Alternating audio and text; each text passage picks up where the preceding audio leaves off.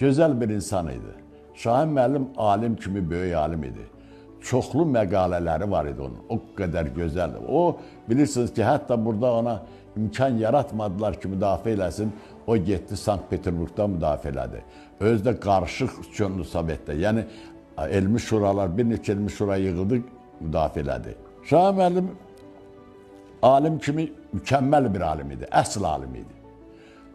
Şahin müəllim ondan başqa həkim kimi də çox qüvvəli bir həkim idi. Elmi məqalələri Amerika Birləşmiş Ştatlarında, Niderlandda, Türkiyədə, İsveçrədə müntəzəm nəşr olunan, əsasən uşaqlarda endokrin və immun sistemi xəstəliklərinin öyrənilməsinə həsr edilən əsərləri ilə məşhur olan Şahin doktorun əməyi bu sahədə qənirsizdir. Normal fiziologiya fənni üzrə verdiyi töhfələr isə Şahin Hüseynovun milli təəssübkeşliyinin bariz nümunəsi sayılmalı, sayılıb da onun doğma, ana dilimizdə